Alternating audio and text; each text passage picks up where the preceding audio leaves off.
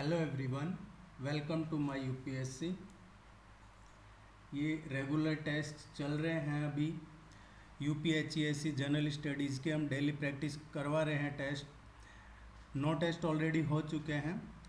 जो test already हो चुके हैं उनके आपको पीडीएफ लिंक टेस्ट के नीचे डिस्क्रिप्शन में मिल जाएंगे। आप नीचे डिस्क्रिप्शन में कमेंट सेक्शन में जाके और पीडीएफ डाउनलोड कर सकते हैं। बहुत से फ्रेंड्स हैं जो पूरा नहीं देख रहे हैं टेस्ट को, आप पहले पूरा देखिए और फिर आप पीडीएफ डाउनलोड करके और अपना प्रैक्टिस कर सकते हैं। आने वाले टाइम में आपका जो भी सिलेबस में जो करंट अफेयर्स है, एनवायरनमेंट है, आईसीटी है, रिसर्च वगैरह है, टीचिंग एजुकेशन से रिलेटेड, उसका सेपरेट टेस्ट 10 अक्टूबर से शुरू करवाया जाएगा। ये सीरीज चलती रहेगी लेकिन 10 अक्टूबर से वो टॉपिक स्पेसिफिक रहेगा।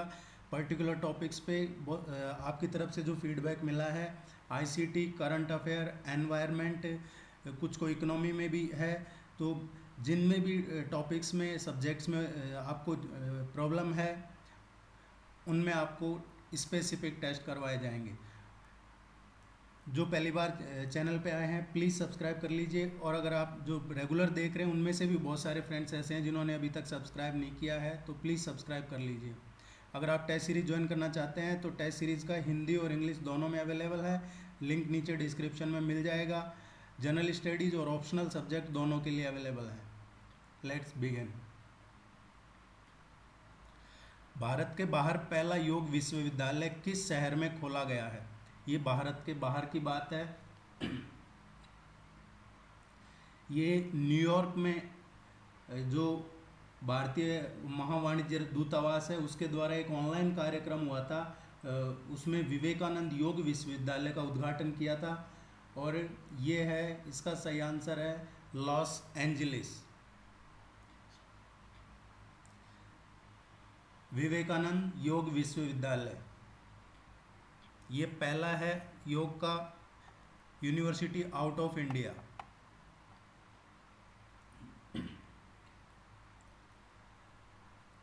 हाल ही में देविका और पुनेजा नामक 2 पुलों का उद्घाटन भारत के किस राज्य या केंद्र शासित प्रदेश में किया गया है? ये बीआरओ ने किया है। इसका उद्घाटन है जो बोल्ड रोड ऑर्गेनाइजेशन है। देविका पुल जम्मू और कश्मीर के, ये उधमपुर डिस्ट्रिक्ट में है। देविका जम्मू कश्मीर के उधमपुर में स्थित है ये। और जो पुनेजा है, ये जम्मू कश्मीर के डोडा डिस्ट्रिक्ट में है, भदरवा सिटी में। तो ये दोनों ही जम्मू कश्मीर में है, ये आपको ध्यान रखना है। देविका उधमपुर में है और पुनेजा डोडा डिस्ट्रिक्ट में है, भदरवा जगह है वहाँ पे।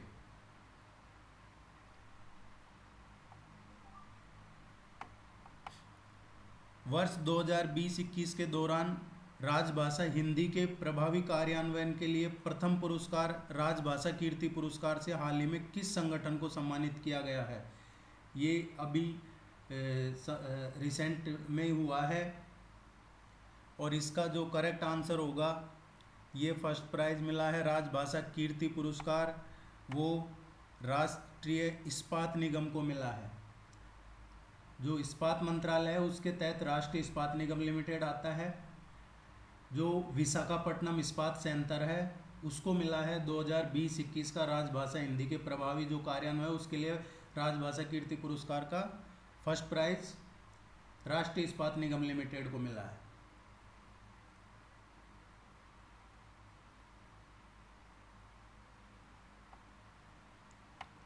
राष्ट्रीय जल विज्ञान संस्थान निम्न में से किस स्थान पर है? जो राष्ट्रीय जल विज्ञान संस्थान है वो उत्तराखंड में है। उत्तराखंड में ये रुड़की में स्थित है। इसकी जो स्थापना हुई है राष्ट्रीय जल विज्ञान संस्थान की 1978 में हुई है।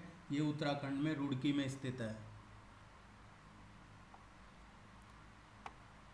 निम्नलिखित में से किस स्थान पर इंपेरियल मेट्रोलॉजिकल रिपोर्टर की स्थापना की गई जिसका नाम 1875 में बदलकर भारतीय मौसम विभाग कर दिया गया? ये शुरू में है, जो इसका नाम इम्पेरियल मेट्रोलॉजिकल रिपोर्टर था, बाद में इसका नाम भारतीय मौसम विभाग कर दिया 1875 में। ये किसके अधीन आता है? जो भू विज्ञान मंत्रालय है उसके अधीन आता है। और अभी इसका जो हेडक्वार्टर है वो भारतीय मौसम विभाग का कहाँ पे है? नई दिल्ली में है। लेकिन इसकी जो स्थापना की गई थी वो कलकत्ता में की गई थी।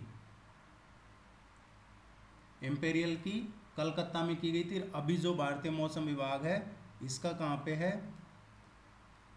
दिल्ली में।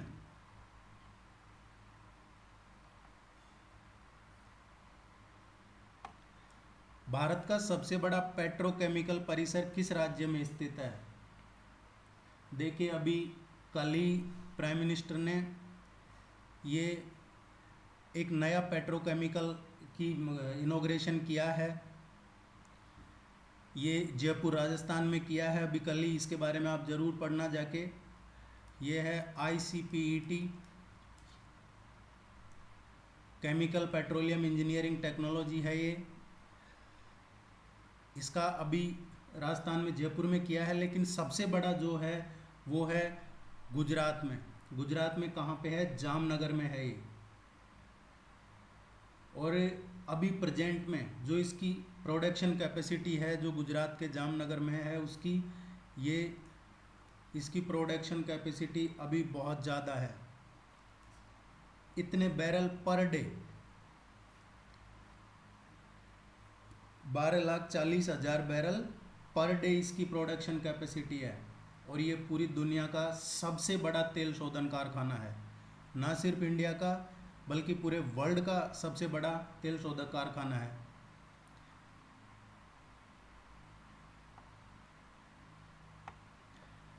भारत में अफ्रीकी मूल से सिद्धि लोग किस राज्य में निवास करते हैं?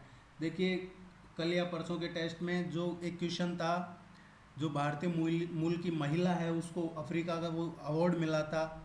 काफ़ी प्रेस्टीज अवार्ड है वो। 2 महिलाओं को मिला था, भारतीय मूल की 2 महिलाओं को।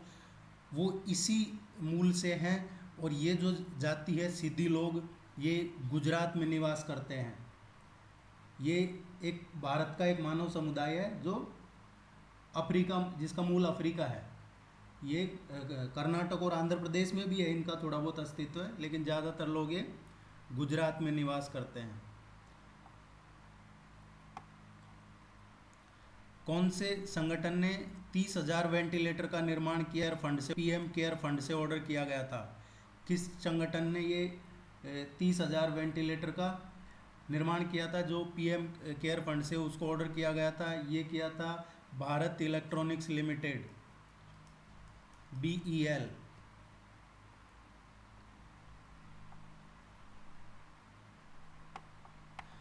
उच्च शिक्षा संस्थानों के लिए मानव संसाधन विकास मंत्री द्वारा शुरू किए गए प्लेटफॉर्म का क्या नाम है? हायर एजुकेशंस के लिए चालू किया है ये। हायर एजुकेशंस के लिए जो चालू किया है ये ह्यूमन डेवलपमेंट रिसोर्सेज जो ये मिनिस्ट्री है उन्होंने चालू किया है। ये है युक्ति 2.0। ये जो युक्ति 2.0 वेब पोर्टल है, ये पहले संस्करण का ही एक एक्सटेंशन है, विस्तार है। और ये युक्ति का मतलब क्या है? Young India combating Covid with knowledge technology and innovation. ये आपको इसकी फुल फॉर्म भी ध्यान में रखनी है।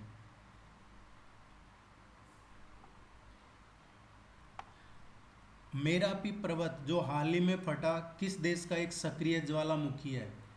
ये देखिए, इसकी वजह से काफ़ी नुकसान हुआ था और ये सब जगह लगभग चर्चा में रहा। ये काफ़ी एरियाज़ में इसने नुकसान पहुंचाया था। ये एक शंक्वाकार ज्वालामुखी है। ये मध्य जावा, योग्यकार्ता और इंडोनेशिया, इनके बीच में एक सीमा भी बनाता है। ये मध्य जावा और योग्यकार्ता, जो मध्य जावा है वो और योग्यकार्ता, इनके बीच में ये ज्वालामुखी है मेरापी पर्वत। ये एक बॉर्डर भी बनाता है। मध्य जावा और योग्यकार्ता का बारे में पढ़ना है आपको। योग्यकार्ता है जो इंडोनेशिया की, ये एक इंडोनेशिया की सांस्कृतिक कैपिटल भी है, कल्चरल कैपिटल है ये योग्यकार्ता इंडोनेशिया की।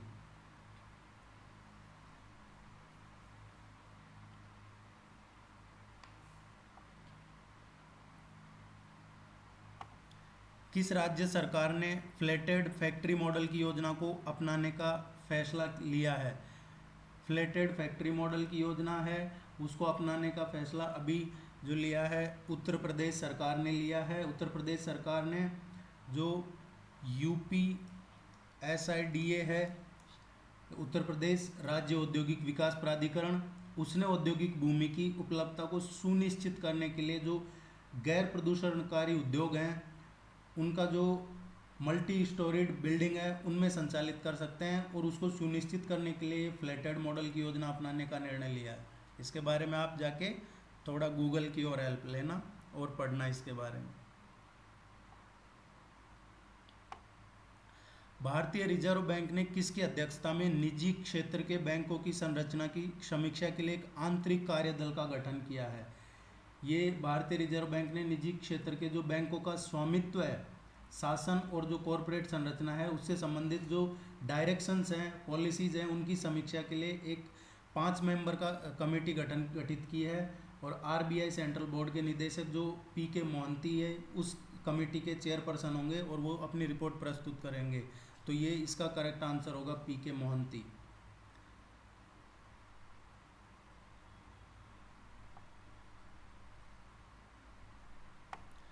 पूर्वी तथा पश्चिमी घाट किस स्थान पर मिलते हैं?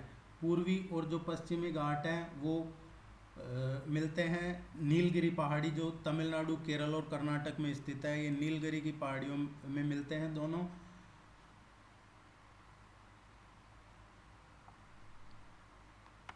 भूटान के साथ भारत के किस राज्य की सीमा सबसे ज़्यादा लंबी है? भूटान के साथ जो सबसे ज़्यादा सीमा लगती है, देखिए भारत की जो भूटान के साथ बॉर्डर है वो 699 किलोमीटर का बॉर्डर है। इसमें से आसाम का बॉर्डर है 267 किलोमीटर भूटान के साथ। अरुणाचल प्रदेश का 217 किलोमीटर का बॉर्डर है। और जो वेस्ट बंगाल है, वेस्ट बंगाल का 183 किलोमीटर का है। और सिक्किम है, सिक्किम का जो बॉर्डर लगता है 32 किलोमीटर भूटान के साथ लगता है। तो एक तो आपको ये क्लियर हो गया कि भूटान के साथ आसाम, अरुणाचल प्रदेश, पश्चिम बंगाल और सिक्किम ये राज्य हैं जो भूटान से बॉर्डर शेयर करते हैं। अब इनमें सबसे ज़्यादा है वो आसाम की 267 किलोमीटर की बॉर्डर है।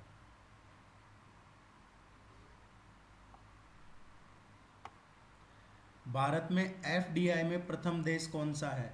देखिए भारत में जो FDI में प्रथम देश है, सबसे ज़्यादा नंबर 1 पे FDI में इंडिया में जो पार्टिसिपेशन है उसमें वो है मॉरिशस का। FDI में मॉरिशस टॉप पे है भारत में। BIFR का पूरा नाम क्या है? BIFR है ये board of industrial and finance reconstruction है, औद्योगिक और वित्तीय पुनर्निर्माण बोर्ड।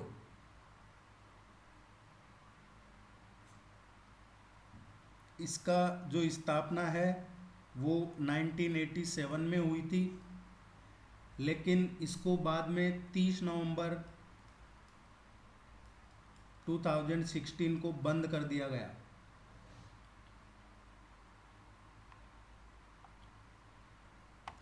किस तेल और गैस कंपनी ने बैटरी स्वैपिंग सुविधा क्विक इंटरचेंज सर्विस नामक एक नई तकनीक लॉन्च की है? QIS किसने लॉन्च किया है?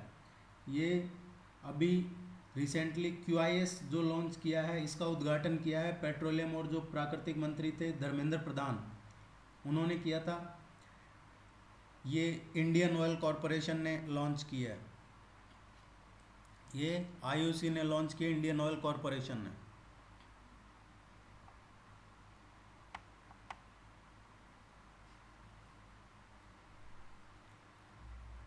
केंद्रीय मंत्रिमंडल ने उत्तर प्रदेश के किस शहर में हवाई अड्डों को अंतर्राष्ट्रीय हवाई अड्डे के रूप में घोषित किए जाने की स्वीकृति दे दी है? देखिए ये एक फेमस बौद्ध तीर्थ स्थल भी है जहाँ पे गौतम बुद्ध ने महापरिनिर्वाण प्राप्त किया था। ये एक पवित्र बौद्ध तीर्थ स्थल माना जाता है जहाँ दुनिया भर से बौद्ध तीर्थ यात्री यात्रा के लिए आते हैं। ये कुशीनगर के आसपास के परिवेश में है। तो यहाँ पे जो अवॉइड डे का किया है ये कुशीनगर में किया है।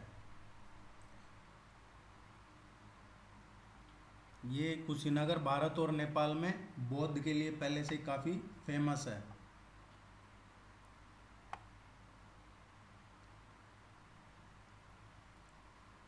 भारत सरकार ने सेना के तीनों अंगों को कितने करोड़ रुपए तक की प्रति खरीद की आपात वित्तीय शक्तियां दी है? इमरजेंसी जो फंड दिया है वो 500 करोड़ का। भारतीय तीनों सेनाएं इमरजेंसी में 500 करोड़ का यूटिलाइज कर सकती है, खरीदारी कर सकती है।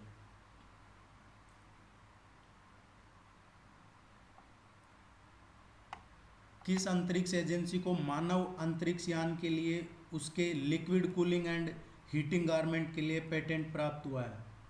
ये जो liquid cooling and heating garment है इसके लिए अभी रिसेंटली इसरो को पेटेंट मिल गया है। और ये लिक्विड कूलिंग एंड जो हीटिंग गारमेंट है ये अंतरिक्ष यान के लिए एक बहुत सेफ्टी परिधान है। ये एक्चुअली एक फिटिंग सूट है जो गर्दन से लेके और पैर तक पूरे बॉडी को कवर करता है। जो अंतरिक्ष यात्री जाते हैं LCHG सूट ये अंतरिक्ष यात्रियों को पहनाया जाता है। इस सूट को लंबे समय तक पहना जा सकता है। इससे ना कोई स्किन पे इफेक्ट होता है ना कोई इन्फेक्शन होता है और ये काफ़ी आरामदायक होता है। गर्म और ठंडे दोनों में ही ये इसका कोई प्रॉब्लम नहीं है। ये यूज़फुल है, उसमें कंफर्टेबल है। ये इसरो को पेटेंट मिला है अभी।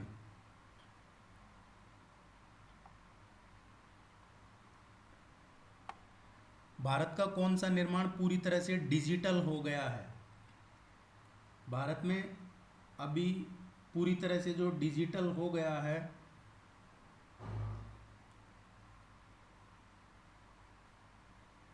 कोई क्वेश्चन रह गया क्या? पीछे देखते हैं, शायद ऐसा लगा। नहीं, एक क्वेश्चन मिस हो गया। ये 20 के बाद इधर 21 नंबर नहीं है। चलो कोई बात नहीं है।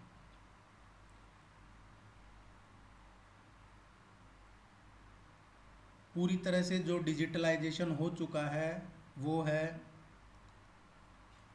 NHAI।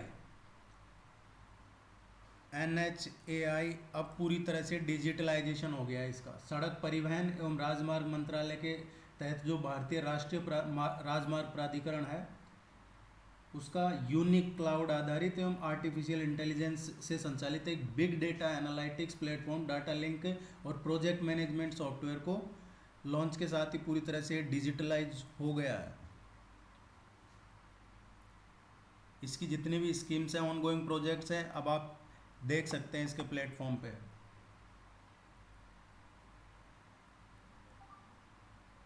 निम्न में से किस शहर के रेलवे स्टेशन ने रोबोट कैप्टन अर्जुन लॉन्च किया? देखिए, जब ये कोविड चल रहा था, जब डिस्टेंस रख रहे थे सब, तो उसको देख के और ये एक इनके जो DIG हैं सेंट्रल रेलवे के जो सुरक्षा बल के DIG हैं आलोक बोहरा, ये आलोक बोहरा जी के दिमाग की उपज है। और इससे है कि दुनिया भर में जो कोविड की वजह से दिक्कतें आ रही थी, उससे इस रोबोट की वजह से, ये रोबोट कैप्टन अर्जुन की वजह से स्क्रीनिंग का इस्तेमाल कर सकते हैं। इससे स्क्रीनिंग भी हो सकती है और रेलवे स्टेशन की सुरक्षा भी इससे बढ़ सकती है। इससे सुरक्षा बलों ने है जो पुणे में जांच और निगरानी तेज करने के लिए इस रोबोट कैप्टन अर्जुन को बनाया है। ये पुणे रेलवे स्टेशन पे लॉन्च किया है। किसने किया है ये किसकी उपज है? जो सेंट्रल रेलवे के हैं सुरक्षा बल के DIG आलोक बोहरा जी। ये चेकिंग भी कर सकता है, कोविड टेस्टिंग वगैरह और सेफ्टी भी। किस राज्य ने बाल श्रमिक विद्या योजना शुरू की है? बाल श्रमिक विद्या योजना अभी ये शुरू की है रिसेंटली। जो उत्तर प्रदेश के चीफ मिनिस्टर हैं योगी आदित्यनाथ, उन्होंने ये विश्व बाल श्रम निषेध दिवस के मौके पे ये योजना शुरू की है। और इस योजना के अकॉर्डिंग जो कामकाजी बच्चे हैं उनको स्कूल भेजने के लिए यूपी गवर्नमेंट 1200 रुपये पर मंथ 1200 रुपये पर मंथ का देगी उनको। और जो बच्चे हैं 8th नाइन्थ और 10th क्लास पास करने वाले बच्चे हैं, उन स्टूडेंट्स को, उन छात्रों को यूपी गवर्नमेंट 6,000 रुपीज़ ये प्रोत्साहन राशि अलग से देगी। ये बाल श्रमिक विद्या योजना में है, ये उत्तर प्रदेश गवर्नमेंट की है।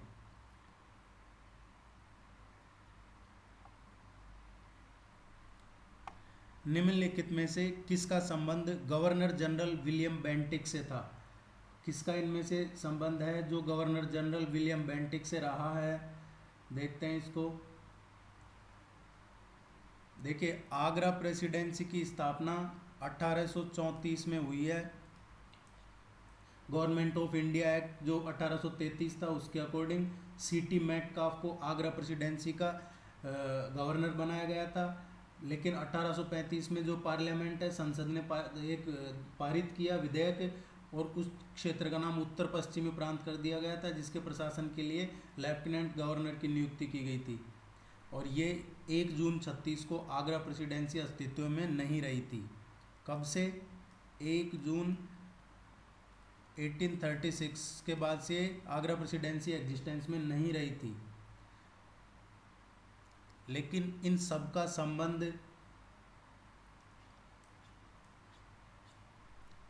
गवर्नर जनरल विलियम बेंटिक से है।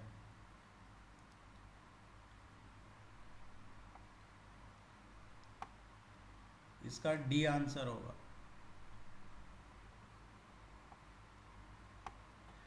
गांधी इरविन समझौते के लिए भारतीय कांग्रेस के 3 महत्वपूर्ण सदस्यों ने गांधी जी को राजी किया।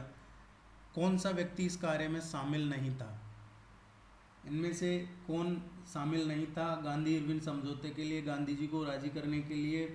देखिए, गांधी जो इरविन समझौता है, इस पर महात्मा गांधी और जो तत्कालीन भारत के वायसराय थे लॉर्ड इरविन, उन्होंने इस समझौते पर साइन किए थे। ये हुआ था 5 मार्च 1931 को। ये समझौता एक लंदन में जो आयोजित हुआ था, सेकंड राउंड टेबल कॉन्फ्रेंस, उससे ठीक पहले हुआ था। और इस समझौते में क्या था कि कांग्रेस ने जो सविनय अवज्ञा आंदोलन है उसको वापस लेने का फैसला कर लिया था और गोलमेज सम्मेलन में पार्टिसिपेट करने की तैयार हो गई थी। और दूसरी तरफ क्या है कि ब्रिटिश सरकार ने जो आंदोलन में गिरफ्तार किए थे उनको रिहा करने का डिसीजन ले लिया था। इसमें सभी शामिल थे पुरुषोत्तम दास टंडन के अलावा।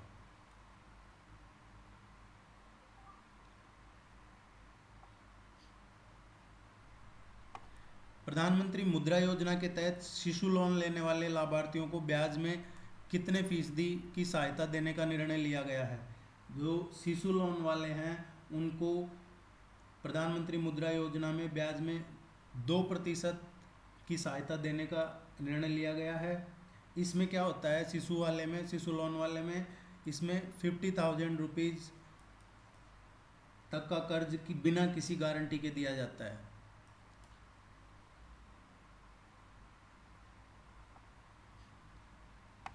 हाल ही में वित्तीय कार्रवाई कार्यबल फाइनेंशियल एक्शन टास्क फोर्स, जिसको FATF बोलते हैं, FATF की जो पूर्ण बैठक हुई उसकी अध्यक्षता किसने आयोजित की?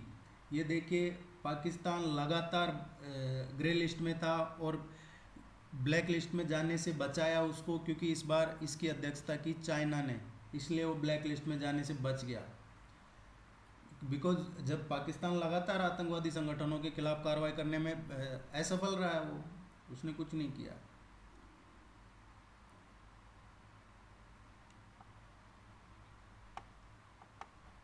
केंद्रीय मंत्रिमंडल ने अध्यादेश के माध्यम से भारतीय रिजर्व बैंक के तहत किन बैंकों को लाने का फैसला किया? रिजर्व बैंक के तहत जिन बैंकों को लाने का फैसला किया है वो है सहकारी बैंक।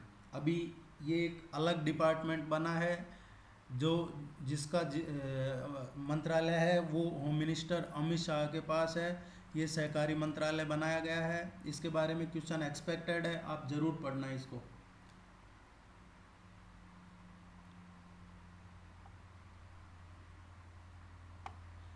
किस देश ने national thermal power corporation limited को 500 मेगावाट क्षमता वाले सोलर पार्क के विकास के लिए परियोजना प्रबंधन परामर्श का अनुबंध किया है?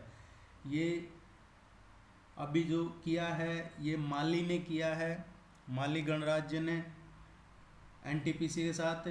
इससे पहले किया था एनटीपीसी के साथ, वो किया था टोगो रिपब्लिक ने। यह आपको ध्यान में रखना है। ये सोलर एनर्जी से रिलेटेड है और इंडिया सोलर एनर्जी में जो आईएसए है वो इंडिया ने ही शुरू किया था। पेरिस कॉन्फ्रेंस जो 2015 में हुई थी, इंटरनेशनल सोलर अलायंस, इसके बारे में थोड़ा पढ़ना आप। निम्नलिखित में से बहादुरी के लिए सर्वोच्च नागरिक पुरस्कार कौन सा है? जो बहादुरी के लिए सर्वोच्च नागरिक पुरस्कार है, ये सर्वोत्तम जीवन रक्षा पदक दिया जाता है। शुरू में इसे जीवन रक्षा पदक प्रथम श्रेणी कहा जाता था और इसकी स्थापना हुई थी 1961 में।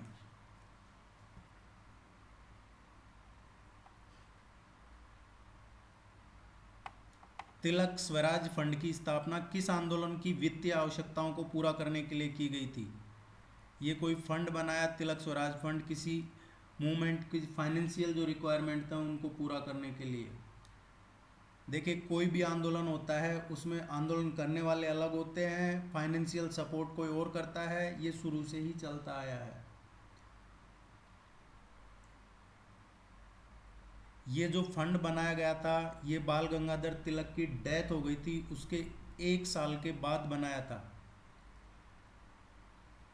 डेथ होने के बाद तिलक स्वराज फंड बनाया था और ये बनाया था महात्मा गांधी ने।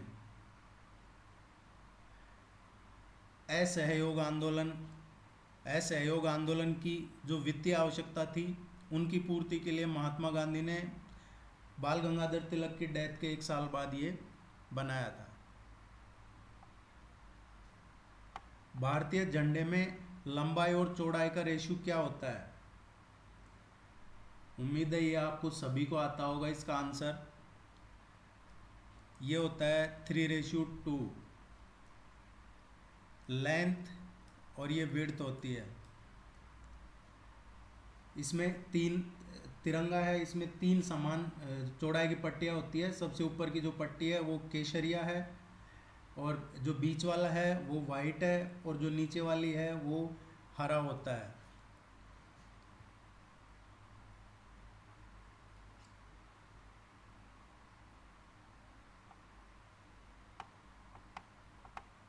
संघ की राजभाषा हिंदी और लिपि देवनागरी होगी।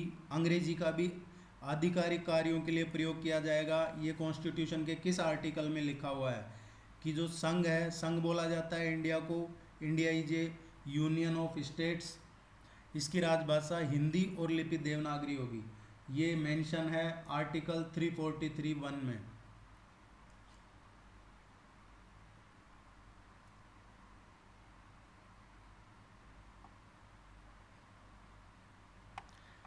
देश के वर्षा क्षेत्रों की समस्याओं पर ध्यान केंद्रित करने के लिए राष्ट्रीय वर्षा क्षेत्र प्राधिकरण का गठन किया गया। NRAA क्या है? ये एक सलाहकार निकाय है, एडवाइजरी बॉडी है।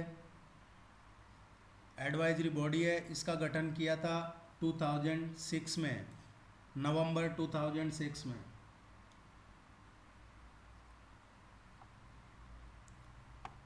निम्नलिखित पर ध्यान दीजिए, इनमें से कौन धरती पर ओजोन बनाने में सहायक है?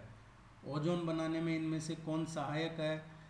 देखिए, नाइट्रोजन ऑक्साइड और मेथेन ये ओजोन बनाती है। ओजोन परत आसमान में तो पृथ्वी तक जो पराबैंगनी किरणें पहुंचने से रोकती है, लेकिन धरती पर उपस्थित ओजोन परत एक प्रदूषक है। इसका यह आंसर सही होगा।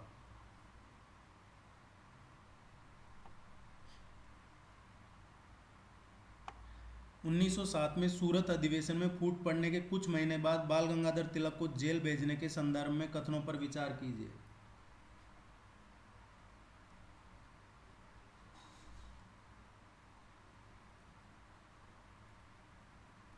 ये जो क्वेश्चन है, इस क्वेश्चन को प्रैक्टिस के लिए बनाया है।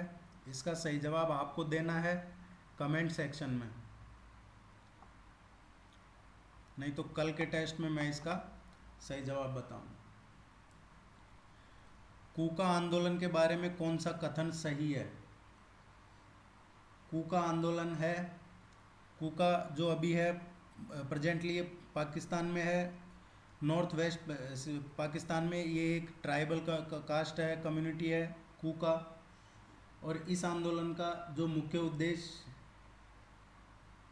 जो सिख धर्म के शुद्धिकरण के लिए हुआ था, और जवाहरलाल और राम सिंह इस आंदोलन के नेता थे। अब देखना है कि इनमें से कौन सा सही है।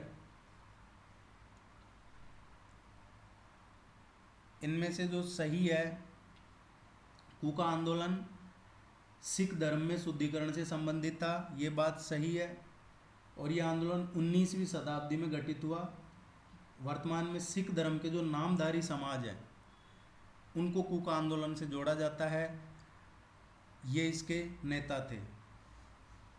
सो ये जनजाति वाला सही नहीं है।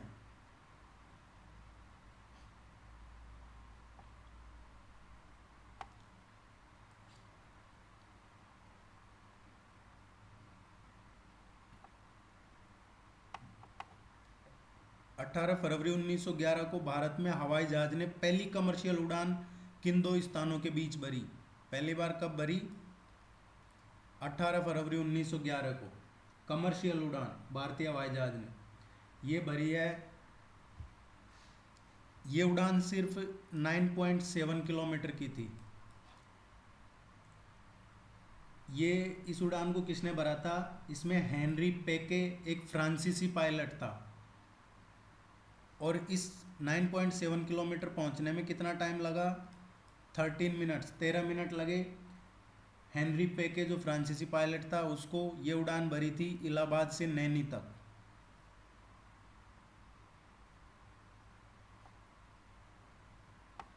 बेंगलोर का प्रसिद्ध लाल बाग उद्यान किस शासक के द्वारा कमीशन किया गया था? जो ये कमीशन किया गया था इसको 1760 में हैदर अली ने कमीशन किया था। और इसका काम पूरा किया था ये टीपू सुल्तान ने किया था। इसको कमीशन हैदर अली ने किया था और इसका जो कंस्ट्रक्शन वर्क है वो टीपू सुल्तान ने किया था।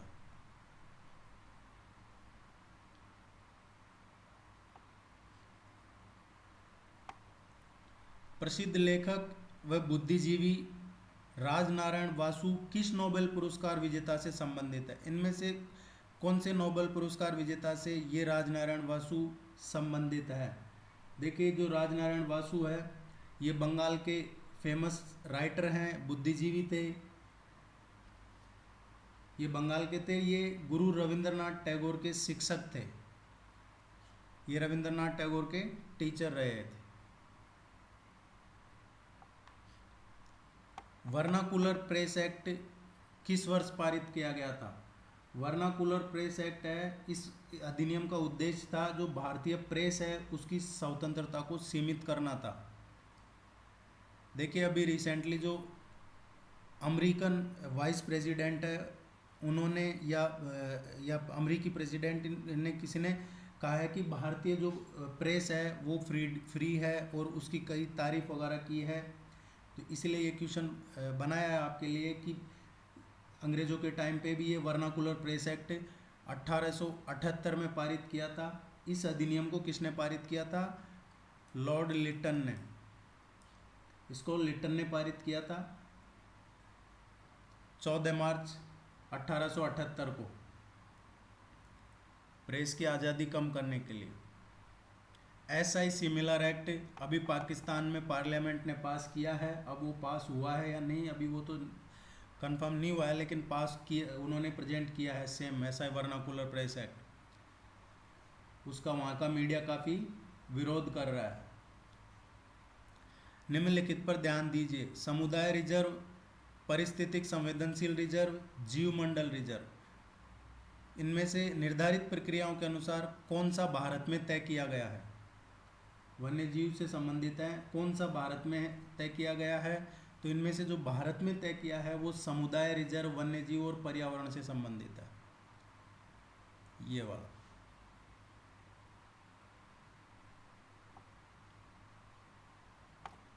फर्स्ट वन इसका करेक्ट आंसर होगा। निम्नलिखित में किसने पहली बार किसान क्रेडिट कार्ड लॉन्च किया? किसान क्रेडिट कार्ड जो लॉन्च किया भारत में, ये पहली बार किया है राष्ट्रीय कृषि और ग्रामीण विकास बैंक नाबार्ड ने।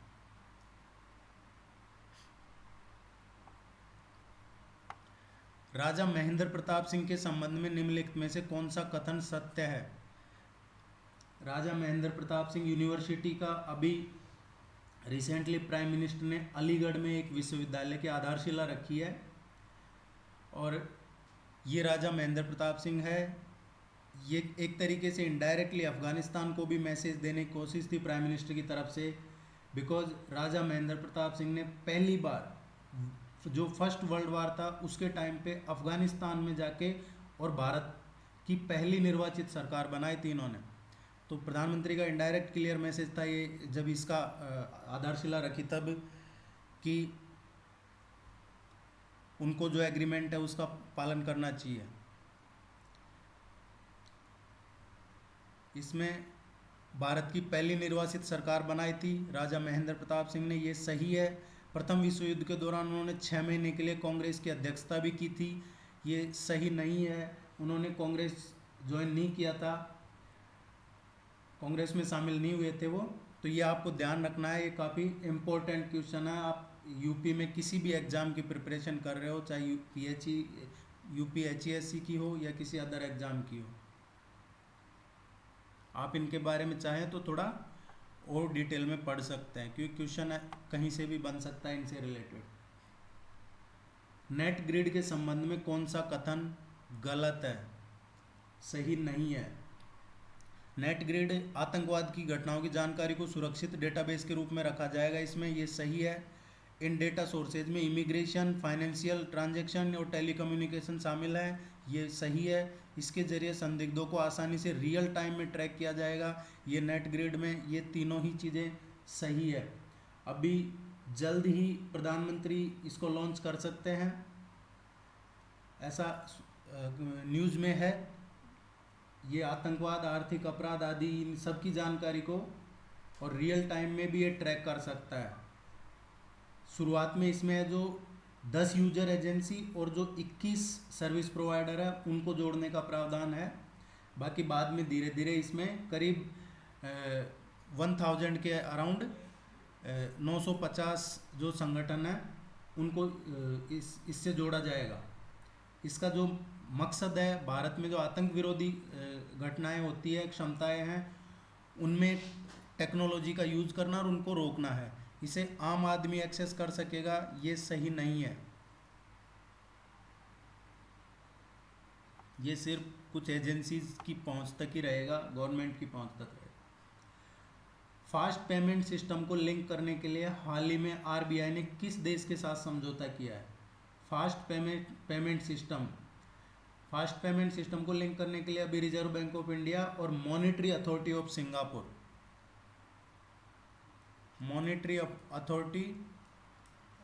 सिंगापुर इसके बीच एक एग्रीमेंट हुआ है। इसमें भारत का जो यूनिफाइड पेमेंट इंटरफेस है, जो UPI है, वो और सिंगापुर का पे नाउ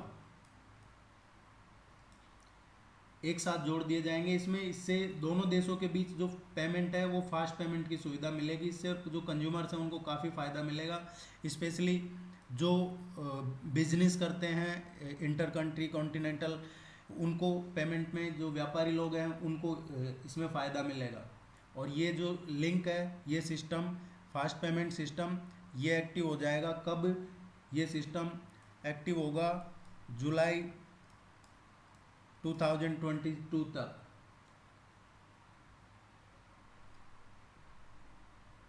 इसमें भी एक वर्चुअल आईडी जनरेट की जाएगी, उससे सारा ट्रांजैक्शन होगा। हाल ही में सुर्खियों में रहा Kanwal tiger reserve. Kanwal tiger reserve Bharat के किस राज्य में है? इस टाइगर रिजर्व के कोर एरिया का जो दायरा है उसमें आने वाली सड़क मार्गों के विस्तार और उनको चौड़ा करने के प्रस्तावों के बाद में ये चर्चा में आ गया है। और इसके चलते जो Telangana state board for wild life है उसका विरोध भी लोगों ने शुरू कर दिया है। दरअसल अभी recently Telangana state board for जो वाइल्ड लाइफ है उन्होंने ये प्रधानमंत्री ग्रामीण सड़क योजना है उसके क्रियान्वयन के लिए लगभग 150 एकड़ जो फॉरेस्ट ज़मीन है उसकी मंजूरी दी थी। उसके बाद में ये इसका प्रोटेस्ट चालू कर दिया, इसका विरोध चालू कर दिया है कि लोग कह रहे हैं कि इससे बाघों को नुकसान पहुंचाया जाएगा। ये तेलंगाना से रिलेटेड है। कावल बाघ आरक्षित क्षेत्र ये तेलंगाना में है।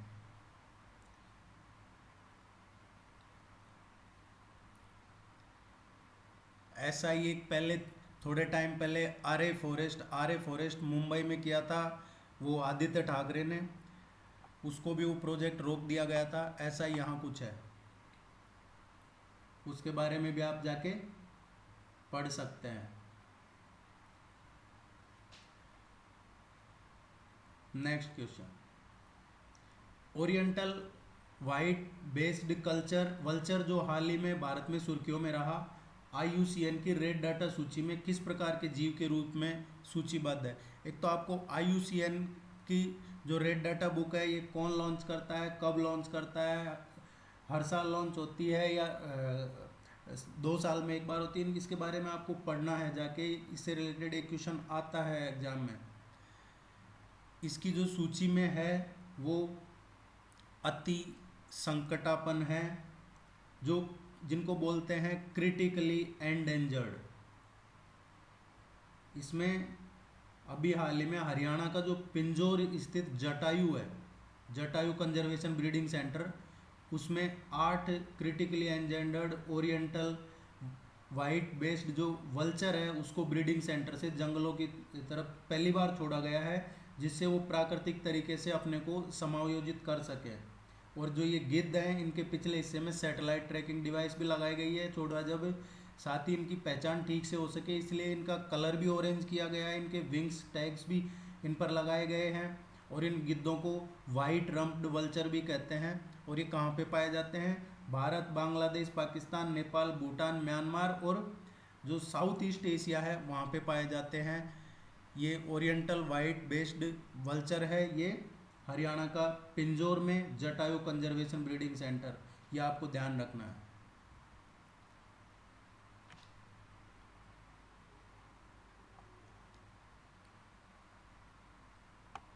निम्नलिखित कथनों पर विचार कीजिए। भारत 19 जून 1992 को ओजोन परत को नष्ट करने वाले पदार्थ पर हुए मॉन्ट्रियल प्रोटोकॉल का एक पक्षकार बन गया था, ये सही है। मॉन्ट्रियल प्रोटोकॉल का वित्तीय प्रबंध तंत्र ग्लोबल एनवायरनमेंट फैसिलिटी है, ये सही नहीं है। सेकंड ऑप्शन सही नहीं है। हर साल ओजोन डे मनाया जाता है 16 सितंबर को। ओजोन परत को नष्ट करने वाले जो क्लोरोफ्लोरोकार्बन है CFC, उसको रोकने के लिए ये एक अंतर्राष्ट्रीय एग्रीमेंट समझौता हुआ था, मॉन्ट्रियल प्रोटोकॉल। ये 16 सितंबर को ही हुआ था, ओजोन डे के दिन। कब हुआ था मॉन्ट्रियल प्रोटोकॉल, ये 1987 में इस पे एग्रीमेंट पे साइन हुए थे। और भारत 1992 में इसका मेंबर बना है, एग्रीमेंट पे साइन किए हैं। अभी इसका जो है टोटल 197 जो मेंबर्स हैं कंट्री। और ये दूसरा स्टेटमेंट सही इसलिए नहीं है क्योंकि ग्लोबल एनवायरनमेंट फैसिलिटी इस प्रोटोकॉल की वित्तीय प्रबंधन इकाई नहीं है। इसकी जो वित्तीय प्रबंधन इकाई है इस प्रोटोकॉल की जो फाइनेंशियल ज़रूरतें हैं उनको पूरा करता है United Nations development programme.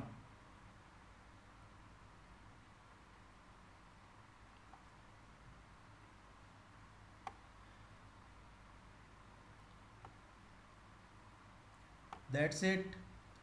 So please आप लोग सब्सक्राइब कीजिए चैनल को। All the very best, good luck, thank you very much.